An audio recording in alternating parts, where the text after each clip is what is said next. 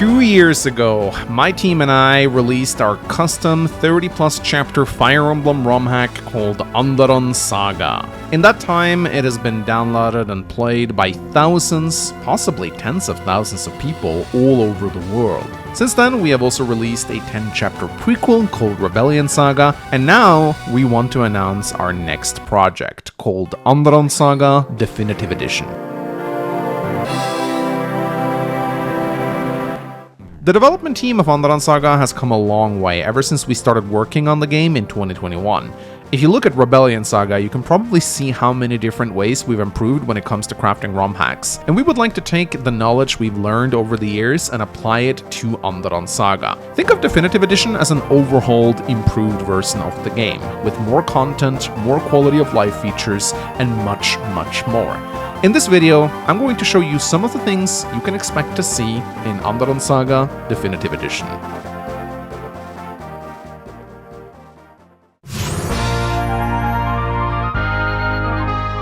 The first thing you'll notice when playing Andaron Saga Definitive Edition is that everything simply runs smoother now. Recovery animations are faster, the UI looks a lot sharper, and you can speed up animations in battle by holding down the L key.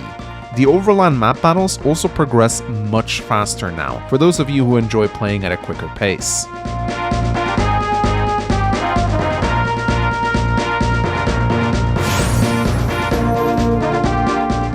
The challenge modes from Rebellion Saga will all be returning to Andaron Saga.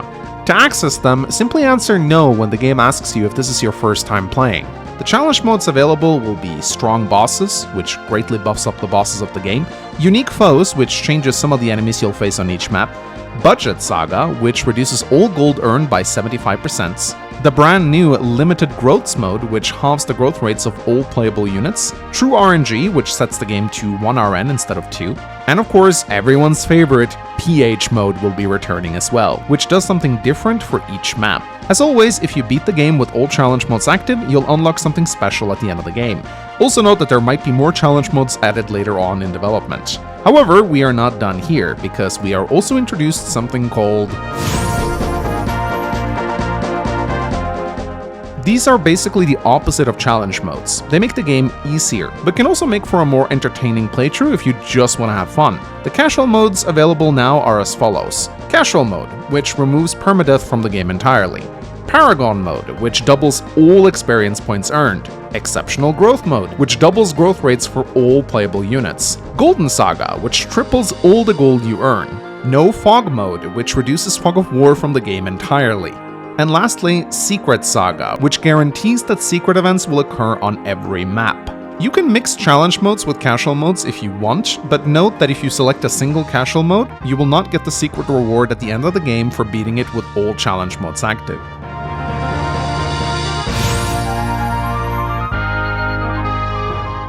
A brand new mechanic we will be introducing in Andaron Saga Definitive Edition is the concept of alternate clears. These are alternate ways of beating chapters which are quicker but more difficult, but also rewards the player with bonus experience if completed successfully. To view the way to alternately clear a chapter, press the brand new objective tabs on the menu and the game will explain what you need to do. To give you an example, in Chapter 2, where you normally have to hold out until the boss Trim arrives, you can now spawn him early if you destroy 2 or more longships. This will obviously scale up the difficulty quite a bit, but if you manage to pull this off, each deployed playable unit will receive 25 points of bonus experience at the end of the chapter. Alternate clears are a way to reward people who like to take on additional challenges and clear the maps faster, but for those who have no interest in doing it, you can simply ignore them.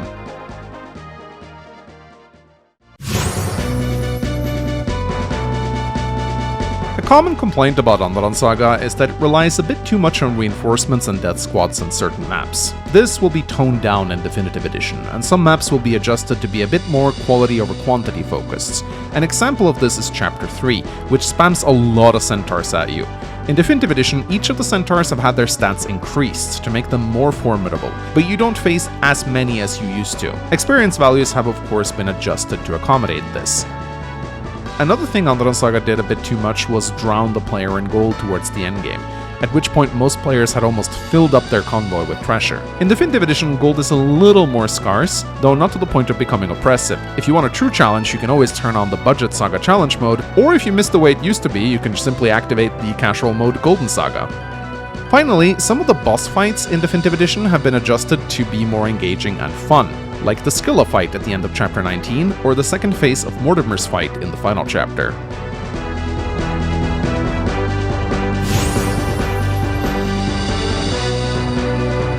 A very popular feature in Rebellion Saga was when the playable units changed their portraits upon promotion. In Andaron Saga, every playable unit will receive a brand new promoted portrait to match their new class. We'll show off a few of them in this video.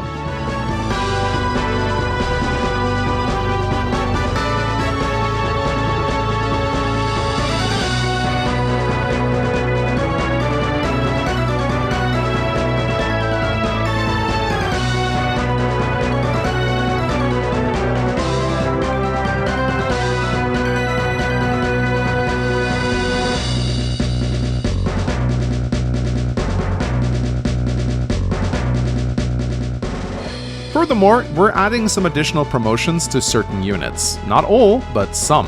Thea, for example, can be promoted to both Hero and Assassin now, in addition to Swordmaster. Oh, and her growth rates have also been increased. You're welcome, Thea fans.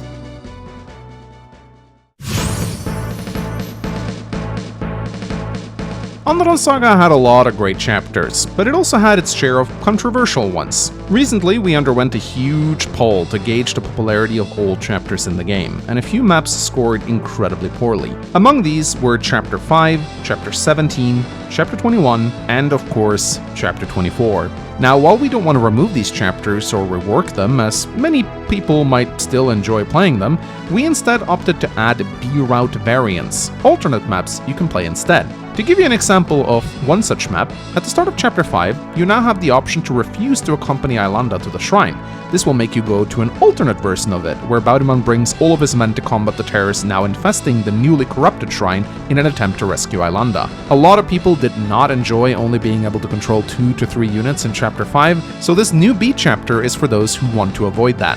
Other new chapters include 17b, which sees Jaka refusing to go to Helheim and instead tries to fight his way through Nidaros, the icebreaker capital. Chapter 21b, which sees Jaka taking an alternate path to reach Castle Drakespire by going underground through some blazing hot caves. Chapter 24b, in which they refuse to go to the Tomb of Horrors and instead attempts to broker a deal with the Thieves Guild located in the middle of the Styxian capital of Kadim.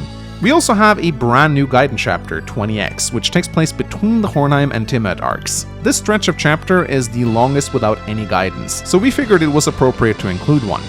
There was also a chapter that was cut early on in development. It took place between Chapter 7 and 8. This chapter will be restored and make its way back into the game. We don't have much information to showcase about it yet, but it will feature Styxia making an early game appearance. In addition to adding new chapters, we've also overhauled many older maps to look much better. Here are some side-by-side comparisons.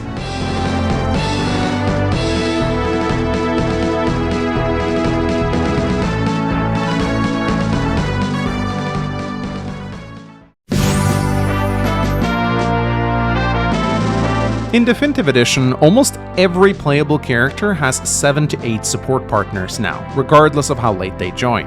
In total, there are over 170 new support conversations available. Many of the older supports have also been touched up and improved. There were some who were honestly comically bad due to being from the early stages of Andaron Saga's development. These supports had really bad formatting, and some of the characters also used their old personalities from earlier on in development, which could feel very jarring. These have all been fixed and touched up for Definitive Edition.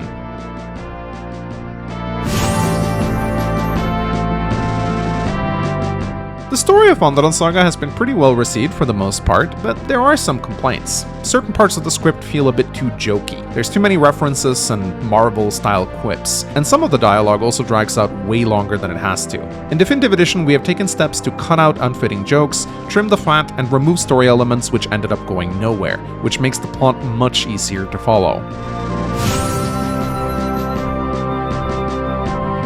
A common complaint about Andaron Saga is that the characters Aylanda and Theodor take a complete backseat in the game's mid to late game plot. This is because in the original script, Aylanda was supposed to die in Chapter 19.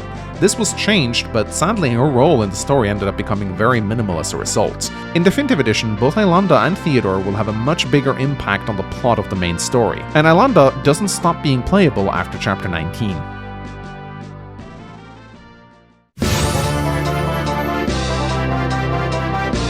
Andaron Saga Definitive Edition will include 3 extra playable characters. Let's showcase these units and their skills.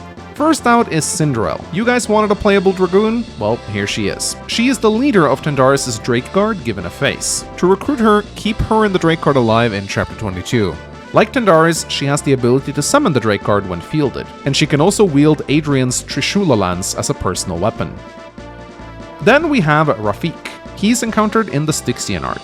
He's a shady-looking guy working under Darius. Rafik is a nomad, meaning he is exceptionally powerful in the desert, and his personal skill gives him a big boost when fighting in such terrain, including plains, since there aren't many desert maps in the game. Furthermore, Rafik has a very unique option to dismount at the start of each chapter, transforming into a sniper instead if you prefer that.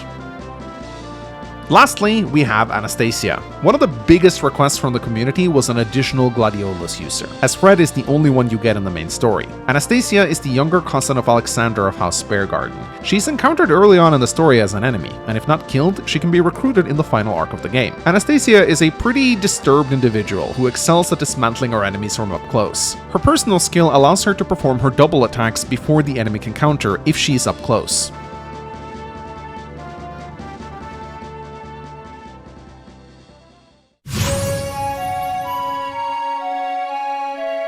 Our incredibly talented artist Sigrid has drawn 4 new CGs that can be viewed in-game, and we will show them all in this video. Note that these CGs are extremely spoilery, so if you've yet to play Andaron Saga and wish to not be spoiled, jump ahead to this timestamp.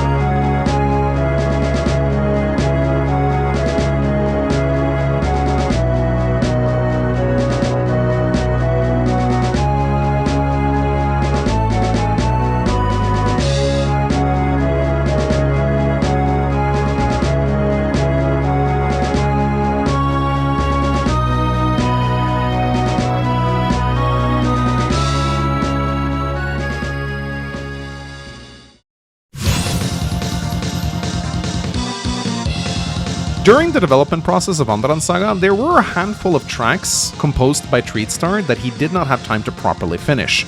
These tracks have all been completed now and will be added to Andaron Saga Definitive Edition. Here's one such track you will hear. It's a boss theme that was meant to play when fighting Vikings from Hornheim.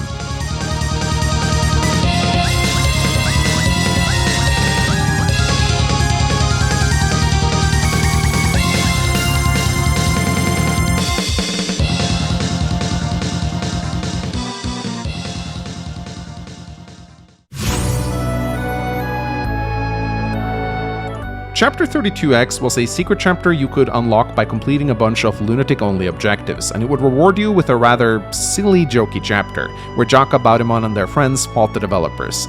This chapter was not very well received by the fandom. It felt silly, out of place, and it didn't really get much polish, so it felt like a very bad reward to those who had painstakingly tried to complete all the objectives. In Definitive Edition, this chapter is getting scrapped completely and will be replaced with something brand new. We are not yet ready to reveal what it will be, but we promise it's going to be a lot better than what was there previously.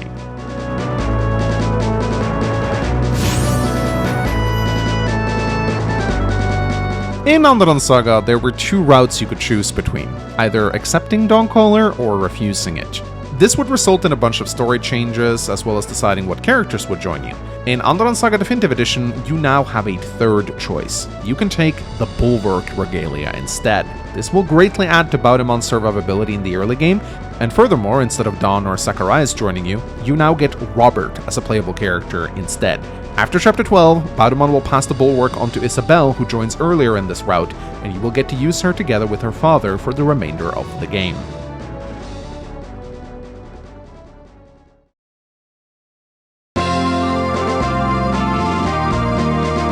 So, that's a showcase of some of the features we plan to add into Andaron Saga Definitive Edition. Of course, a question that is on everyone's mind is, when will this be released? I am not yet ready to announce a date, but the estimate is that it will come out sometime in 2026. If you join the official Andaron Saga Discord server, you will get more news of the upcoming release as quickly as they happen. We thank you for your patience and understanding. Anyway, I appreciate you watching this, guys. Give it a like if you enjoyed it, and let me know in the comment section what you think about these new upcoming features. Any feedback is valuable. My name is Mangs, and I'll see you next time. Bye bye.